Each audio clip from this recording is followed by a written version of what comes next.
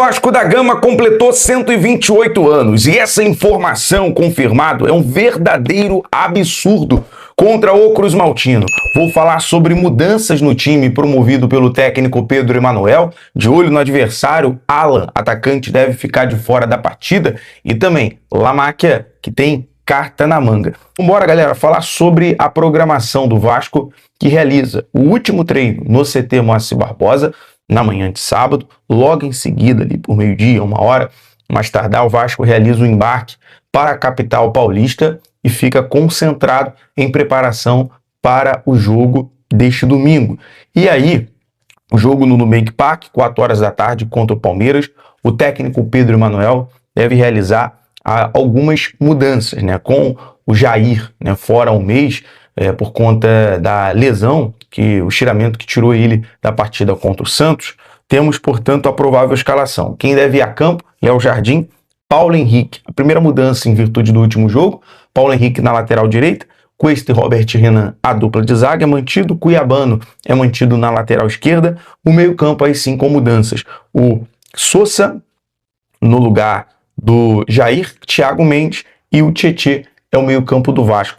Andrés Gomes pelo lado direito, Adson no lado esquerdo, ou no direito, né, revezando com o Andrés Gomes, e o Colídio sendo o cara ali para ser esse atacante móvel. Então, diferente do jogo da Sul-Americana, sai no DVD, saindo o Puma Rodrigues e também o Cauã, né? Cauã Barros foi titular na partida contra a equipe do Olímpio. O fato é que o Portuga ele vai para o 10º jogo, né, ali sobre o comando do Vasco, e até então 10 escalações diferentes, né? Ele vai para mais uma escalação diferente a priori. E aí o Palmeiras também, que é o adversário do Vasco, cogita não utilizar o atacante Alan, tá? Isso porque o Manchester City chegou com uma proposta de 200 milhões de reais, um pouco mais de 200 milhões de reais pelo Alan. Isso deve, porque estou trazendo essa informação, isso deve mudar um pouco a estrutura do Palmeiras. Nos últimos jogos, o Abel vem com uma escalação com 3 zagueiros, né, liberando mais os alas, ou o Piquerez, ou o próprio Alan, dando mais velocidade, fazendo esses 2 jogadores chegar mais na área para um cruzamento, para acionar o Flaco, acionar o Vitor Roque, ou o jogador ali, ou o Maurício.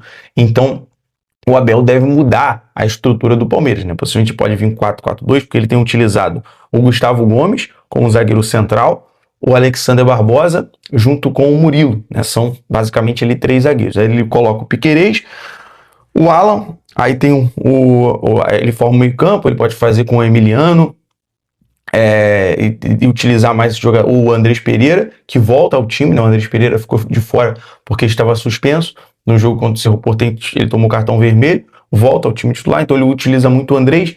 E aí tem no ataque John Arias, o Flaco com o Vitor Roque. Então ele pode mudar essa estrutura se não utilizar o Alan, né? Ele pode ir para um 4-4-2. Então a gente vai buscar mais informações, até para trazer um pouco mais dessa estrutura do adversário, né? O técnico Pedro Emanuel é um técnico muito estudioso, vai ser o confronto aí contra o seu conterrâneo, que é o Abel Ferreira. O Abel, ele também costuma sempre vir com uma formação tática diferente, por mais que a estrutura é com 3 zagueiros, mas normalmente ele explora ali outro lado. Então a gente vai estar trazendo mais detalhes no nosso vídeo de pré-jogo, beleza? Mas só como informação, o Alan deve ser esse cara ficando de fora da partida por conta dessa negociação com o Manchester City.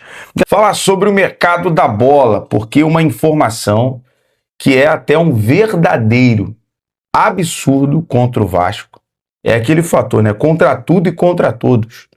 O Vasco é o clube da resistência. Há pouco tempo, né, em 2023, tivemos ali 90 dias sem poder jogar em São Januário. Uma situação que sempre tem um fator, um cenário para o Vasco ser essa resistência. E agora, o Vasco corre o risco de não ter reforços nessa janela de transferências. O clube tem encaminhado a contratação de Diego Carlos, as contratações de Diego Carlos e o atacante Bruno Duarte, do Estrela Vermelha. Mas o bloqueio do empréstimo DIP fez o Vasco congelar as conversas e a contratação desses dois jogadores. O Estrela Vermelha já havia aceitado a proposta para o Bruno Duarte e o Diego Carlos avançado nas tratativas para rescindir o contrato com o Fenerbahçe. Ou seja, as garantias que o Vasco tinha de forma financeira para apresentar, com a rejeição do empréstimo DIP, acaba atrasando, acaba adiando. Os valores que o Vasco tem hoje é para manter ali as suas contas em dias, os salários, mas ainda assim é considerado pouco, emergencial. E aí, a informação, segundo o nosso amigo Lucas Pedrosa, que para concluir as negociações, o Vasco precisa ter um valor mínimo em caixa para oferecer garantias salariais e arcar com os pagamentos iniciais, mesmo em caso de transferências parceladas. Com as mãos atadas, a diretoria de futebol não descarta retomar as negociações, mas não poderá avançar enquanto a justiça não autorizar o novo empréstimo. E com isso, o Vasco corre sério risco de encerrar a janela sem novos reforços, já que os recursos que o clube tem à disposição deverão ser destinados às despesas operacionais, como salários e dívidas. Verdadeiro absurdo é você interromper as atividades de um clube que tem garantias do próximo investidor, que é o Marcos Lamarck, que tem até uma carta na manga para provar a credibilidade. Só que o lado da justiça, a quem interessa, o lado da justiça está contra o Vasco. Quem estaria por detrás dessas travas? Essa é a pergunta que não quer calar. Quem está por detrás dessas situações travando os objetivos do Vasco? Na justiça. Porque se o Vasco quer jogar no Maracanã, a justiça está indo lá e travando. Impedindo. Outro ponto. O empréstimo, o lado que o Lamarck tem a carta na manga. A Almirante Participações em Empreendimentos se comprometeu a antecipar 2 anos de pagamento da recuperação judicial do Vasco. Ou seja, para mostrar credibilidade, para poder ter um acordo em dia com os credores. E mais uma vez, a proposta seria apresentada à juíza Simone Chevrandi, da 4ª Vara Empresarial do TJRJ. Segundo as fontes dos amigos do Cauê Rodrigues, Gustavo Tutinha, a galera do Colina 1927, Vasco e Almirante estranharam que a decisão da magistrada de não considerar os credores na análise, assim como os agentes nomeados pela própria justiça. Ou seja, o Vasco já é o clube mais fiscalizado do Brasil. E quando trabalha para pagar os credores, para adiantar os valores, para ter credibilidade no mercado, até com os futuros negociantes, é impedido, é atrapalhado. Então, assim, se alguém não gritar, não reclamar, não bater na mesa, alguém tem que bater na mesa. Alguém tem que cobrar. E quando eu digo cobrar, usar as redes sociais, usar, a gente, claro, de uma forma pacífica, um protesto pacífico, para cobrar os direitos do Vasco. Seja na justiça, de forma, claro, jurídica, de forma ordeira, mas algo tem que ser feito. Porque, mais uma vez, o Vasco, a sua torcida, tendo que ser o Vasco é o clube da resistência.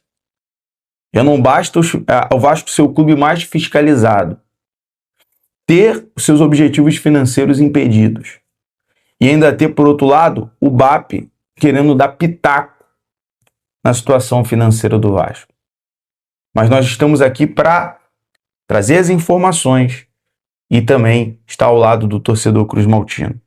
Tomara que o Lamarck consiga resolver essa questão, essa carta na manga, de alguma forma haja uma reviravolta na justiça. Tendo qualquer informação, eu trago aqui para vocês, beleza? Vazou o escândalo, tá? A máscara agora, amigo torcedor vascaíno, caiu de vez. Não tem mais como esconder. A dupla Fla-Flu estão unidas com um único objetivo: destruir o Clube de Regatas Vasco da Gama, mas eu já digo, tá? Nada vai adiantar. Vocês podem tentar da forma que for. O Vasco resistirá, assim como foi durante toda a história. Eu vou falar, é claro, sobre isso aqui com você nesse seu Fala Gigante, trazer informações sobre o que está acontecendo, mas é um grande absurdo, de fato, ver aí até a justiça fechada com o Flamengo e Fluminense em toda essa questão, trazer informações relacionadas ao Vasco, pedindo a utilização do estádio jornalista Mário Filho, o nosso Maracanã. Tem também informações importantes relacionadas ao mercado da bola, o Vasco da Gama de olho em um jogador do futebol argentino e a imprensa local confirmando, tá, a negociação por parte do Cruz Maltino pela contratação do atleta. Além disso, também tem informações importantes para trazer com relação à lista de relacionados do Vasco para enfrentar a equipe do Palmeiras amanhã dentro do Allianz. E, bom, quero começar esse nosso Fala Gigante com essa imagem, que é uma imagem de 8 de abril de 2025. Essa é a data da imagem que está aparecendo aí para vocês, tá? Você que não está entendendo, está escrito nota oficial. Qual é o significado disso, amigo torcedor Cruz Maltino? Foi uma nota colocada no site oficial do Flamengo. Uma nota relacionada a uma parceria feita entre Flamengo e Fluminense com o Vasco da Gama pela liberação do Maracanã. A nota diz assim, ó: o Flamengo esclarece que não há qualquer fundamento na informação de que o Vasco possa integrar o consórcio que administra o Maracanã. Flamengo e Fluminense, sócios no PGE, firmaram um acordo pontual com o Vasco. Então está confirmado que há um acordo, permitindo que o clube, ou seja, esse clube, o Vasco, utilize o estádio para ter 4 partidas nos anos de 2025 e 2026, totalizando 8 partidas, 4 em cada ano, desde que haja disponibilidade e condições adequadas para a realização dos jogos. Não há, portanto, qualquer discussão em curso sobre mudanças na composição societária do Maracanã. O que essa nota está dizendo? Que o Vasco tem a permissão de utilizar o Maracanã durante o período de 2 anos em 8 partidas apenas, sendo esse o limite. O Vasco, então, entrou na justiça com um pedido para a liberação do Maracanã, pois a dupla Fla-Flu não liberou o uso do estádio jornalista Mário Filho para a partida dessa próxima quarta-feira contra o Vitória. O Vasco inicialmente foi até Flamengo e Fluminense, ouviu da dupla uma negativa, e aí que é o surreal. Acabei de trazer a vocês a nota do acordo. Mas o Flamengo e o Fluminense, eles dizem que o acordo do Vasco para usar o Maracanã é inválido. E aí você pode perguntar, ué, como assim? Você acabou de trazer uma nota postada no site oficial do Flamengo, falando sobre um acordo com o Vasco para a liberação do Maracanã. Então, como agora Flamengo e Fluminense dizem que o acordo é inválido? Porque, amigo, a alegação de Flamengo e Fluminense é que o documento que foi assinado, timbrado, papel e caneta, papel assinado esse por Vasco, Flamengo e Fluminense, foi assinado pelo Clube Flamengo e pelo Clube Fluminense, e não pela concessionária Fla-Flu. Gente, é surreal. Então, diante disso, a dupla sustenta que não há um acordo. Ou sustenta até que há um acordo, mas que o acordo não tem validade para que venha a ser obrigada a liberação do Maracanã. Então, é um escândalo, cara. Isso é um escândalo, gente, que está acontecendo. É a máscara caindo de vez.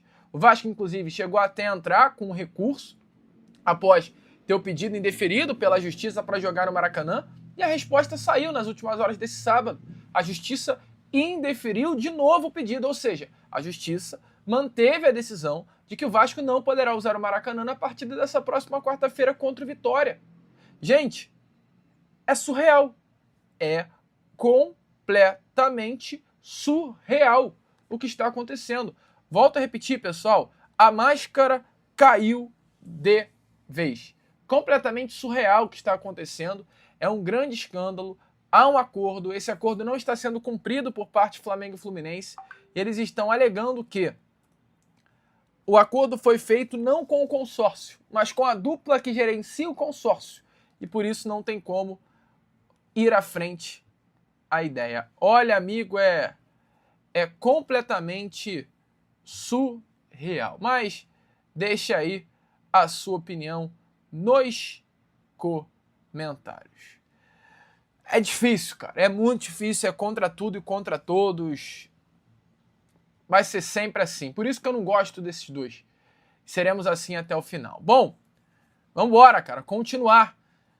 Tá tudo bom, né? Pro nosso Vascão. Vencemos a equipe do Palmeiras. Vencemos a equipe do Olímpia nessa última quinta-feira. 4-1 em pleno Defensores del Chaco.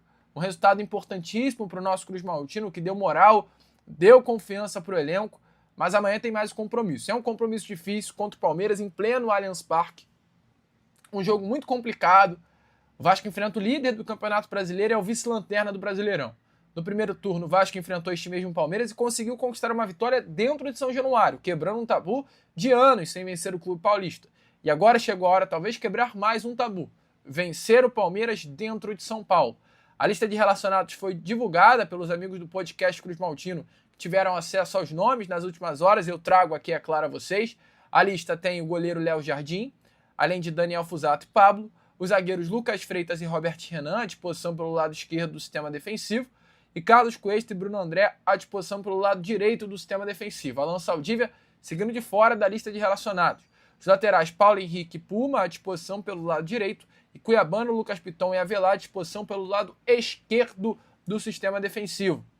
5 volantes, Tietê, Santiago Sousa, Ramon Rick, Thiago Mendes e Calma Barros, e 7 jogadores de frente. Marino, Nuno Moreira, Facundo Colídio, David Spinelli, Adson e Andrés Gomes. São esses aí os jogadores que estarão à disposição do técnico Pedro Emanuel para o jogo de amanhã dentro do Allianz Parque. O elenco Cruz Maltino, amigo torcedor Cruz Maltino que chegou a São Paulo nas últimas horas desse sábado, realizou um treino tanto ontem quanto hoje, tá? Ia falar em Assunção, mas eu não sei se o treino foi em Assunção. Então, um treino no Paraguai e logo após o treino na manhã desse sábado, pegou o voo em direção à capital paulista para essa grande decisão que terá amanhã contra o Palmeiras. É vencer, cara, uma vitória amanhã, gente, é muito importante. O Vasco tá numa fase melhor depois da classificação para as quartas de final da Sul-Americana. O clima deu uma aliviada, deu uma melhorada muito grande, né? Tá melhor sim pro elenco depois dessa vitória. Animicamente o Vasco chega até com mais moral. Entretanto, ainda estamos na zona, somos os vice-lanternas do Campeonato Brasileiro. Então, uma vitória contra o Palmeiras amanhã, dentro do Allianz, contra um gigante do futebol brasileiro que é o Palmeiras, saindo, né, da zona do rebaixamento, daria uma confiança para esse grupo espetacular, uma moral espetacular que ajudaria muito o Vasco para o restante dessa temporada de 2026. Vamos ver aí o que vai acontecer. É um jogo importante, é um jogo decisivo, né, para o nosso Cruz Maltino. É torcer para que o Vasco faça esse milagre e conquiste os 3 pontos dentro do Allianz Parque. Bom, amigo, para fechar, trazer uma informação importante que a imprensa paraguaia trouxe nas últimas horas, inclusive eu vou trazer aí a imagem para vocês. Um grande jornalista que é o Herman Garcia Grova trouxe essa informação relacionada ao Gabriel Avalos, tá? Avalos, jogador argentino que pertence ao Independiente, tá? Um dos grandes nomes hoje do futebol argentino, salvo engano, o artilheiro do campeonato argentino. E a informação é que o Olímpia e o Vasco hoje disputam a contratação desse jogador, tá? Inclusive, o Vasco da Gama teria até todas as condições de negócio nas mãos para fechar a contratação desse atleta. Gabriel Avalos ficará livre no mercado a partir do dia 1º de janeiro de 2027. Está cerrando seu contrato com o Independente agora no final do ano. O clube aceita contatos para liberar o Gabriel Avalos por condições financeiras que sejam interessantes, é claro, para o Independente. Então, uma informação que tem aí tomado muita força dos bastidores da imprensa sul-americana, o interesse do Vasco na contratação desse jogador. O que eu tenho de informação? O Vasco, ele sondou vários nomes na janela de transferências, vários jogadores do setor ofensivo. Gabriel Veloz foi até um deles, mas não há nenhuma proposta formalizada, tá? Respeito à informação de Herman Garcia Grobo, mas o que eu apurei nessas últimas horas é exatamente isso. O Vasco sondou, o Vasco tem as condições de negócio, o Vasco está de olho na situação, mas o Gabriel Veloz é mais um de vários nomes que o Vasco da Gama vem sondando nessa janela de transferências, olhando principalmente o setor ofensivo, essa posição referência de camisa 9. Mas hoje o grande foco do Vasco está no Bruno Duarte, que eu trouxe inclusive a vocês, se eu não me engano, no Acorda Vascão de hoje ou no Boa Noite Gigante de ontem. O Vasco já tem todas as condições de negócio fechadas, já está tudo certo, mas hoje, pelo fato do Vasco não ter conseguido um empréstimo no valor de 150 milhões de reais, o Vasco ainda não conseguiu fechar esse negócio. Mas o Vasco vive a expectativa de conseguir, colocar, ajeitar internamente essa situação com a justiça, da liberação desse empréstimo no valor de 150 milhões de reais e, mediante a essa liberação da justiça desse empréstimo de IP, fechar com o Bruno Duarte, assim como também fechar com o Diego Carlos. Então, informações importantes aí, é claro, para trazer a você, amigo torcedor Cruz Maltino. O Vasco definitivamente busca esse jogador, busca esse referência, por isso o Gabriel Veloz chegou até a ser procurado, mas não é a prioridade. Prioridade do setor ofensivo, o nome que a diretoria quer, o nome que o Vasco da Gama quer, se chama Bruno Duarte. Tá tudo fechado, mas o Vasco precisa da liberação do empréstimo. Fechou? Então, se você ouviu o Gabriel Veloz, não é a prioridade, não virá. Hoje o plano A se chama Bruno Duarte, o Vasco precisa dos 150 milhões para fechar este jogador. Fechou? Então, torcedor vascaíno, amanhã é dia de jogão, dia realmente do Vasco fazer uma partida quase que perfeita, porque se não for assim, você não consegue competir com essa equipe do Palmeiras. Inclusive, eu tenho uma opinião um pouco impopular. Quem gosta de usar esse termo é meu amigo, meu parceiro, meu irmão Emerson Rocha. Eu acho que pelo elenco que tem o Palmeiras, o técnico Abel Ferreira tinha que entregar muito mais do que vem entregando. Jean, ele é o líder do Campeonato Brasileiro, eu sei, mas quando eu falo em entregar, não é só ponto na tabela, é entregar rendimento. Porque principalmente nos últimos jogos do Palmeiras, no Nubank Park, o Palmeiras não conseguiu desempenhar um bom futebol. Quer ver uma coisa, torcedor? De cabeça aqui. Enfrentou a Chapecoense, que é o saco de pancadas desse Campeonato Brasileiro. Goleou, eu costumo brincar, goleou por 1-0. Enfrentou o Clube Atlético Mineiro, perdeu de 2-1. Enfrentou o Internacional, essa equipe que está lá embaixo, junto com o Vasco, empatou em 0-0. E enfrentou o Cerro Porteño pela Libertadores e também não teve êxito, empatou aí em 1-1. Ou seja, está muito deixando a desejar essa equipe do Abel. E como que o Abel monta essa equipe do Palmeiras e provavelmente vai ser a equipe que vai enfrentar o Vasco amanhã à tarde? Tem um detalhe, conversando aí com jornalistas palmeirenses, que é o seguinte: o Palmeiras, em algumas posições, acontece algo que acontece com o Vasco, em que aquele que joga, o jornalista, o torcedor, quem acompanha o Palmeiras, sempre acha que o melhor é aquele que está fora. E a lateral direita é algo que está muito nesse sentido. Quando joga o Kelvin, todo mundo quer que jogue o Giai. Quando joga o Giai, todo mundo quer que joga o Kelvin. E o que faz o técnico Abel Ferreira para tentar minimizar um pouco essa questão da lateral direita? Eu vou colocar aqui na prancheta. O Palmeiras é o branco e o Vasco é o preto.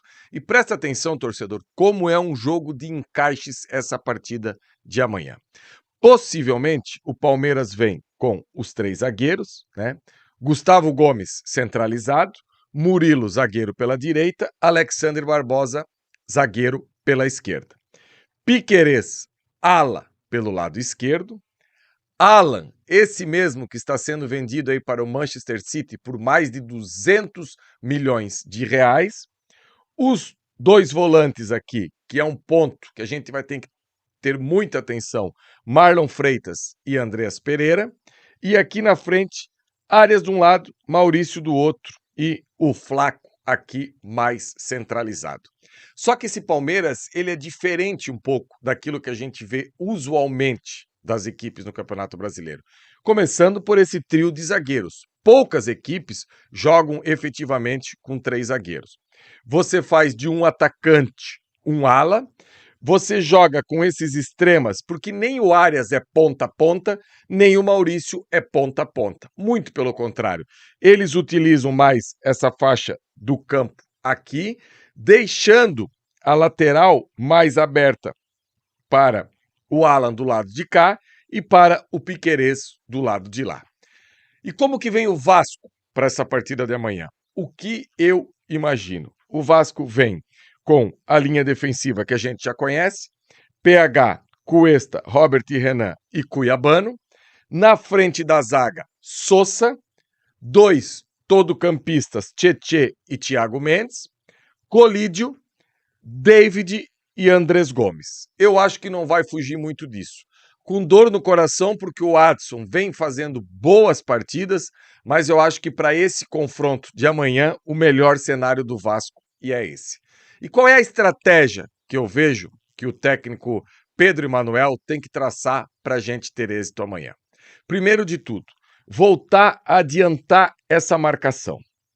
E quando eu falo adiantar a marcação, é não deixar a bola entrar em 2 jogadores do Palmeiras. Thiago Mendes e Tietê terão taticamente uma função, eu quase que vou falar assim, que é fundamental para o Vasco poder ter êxito amanhã. Nem Marlon Freitas, nem Andrés Pereira podem ter a possibilidade de virar e ter o campo aberto. Como a linguagem do futebol moderno aí, eles não vão poder ter a bola em posse e estar com essa bola descoberta. Quando você fala descoberta, você pode colocar a bola onde você bem entender. Como faz isso, Jean? Por exemplo, quando a gente jogou contra o Fluminense, Martinelli e Hércules foram muito bem marcados aqui no meio de campo. Tanto que o Martinelli começou a descer aqui para fazer a construção. E tem uma pegadinha nessa equipe do Palmeiras que tem que tomar muito cuidado também, que é o seguinte.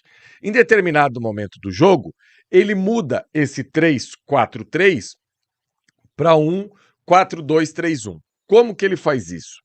Ele traz o Murilo para a lateral direita, traz o Gustavo Gomes para cá, Alexandre Barbosa, Piquerez desce, os 2 volantes, Maurício de um lado, Flaco Lopes, aqui Arias centraliza e reveza com o Maurício e o Alan vem para a ponta. Então tá vendo, torcedor, como sem trocar peças o técnico do Palmeiras consegue alterar o modelo de jogo? Isso aqui é uma escalação prévia que eu estou trazendo para você.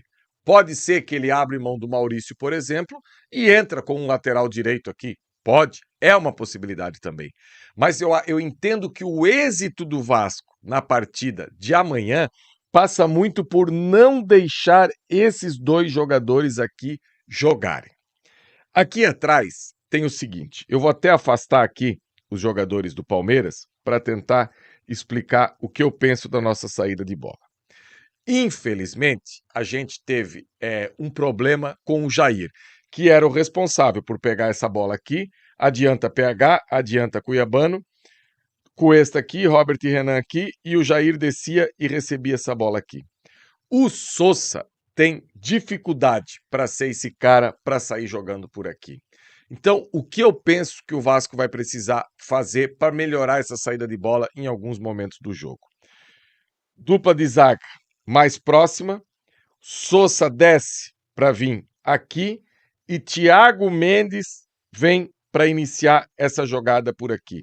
Isso não quer dizer também que o Robert Renan e o Cuesta, que ambos já jogaram de lateral direito Cuesta e de esquerdo Robert Renan, não possam em algum momento ser o responsável por sair com a bola pelo lado.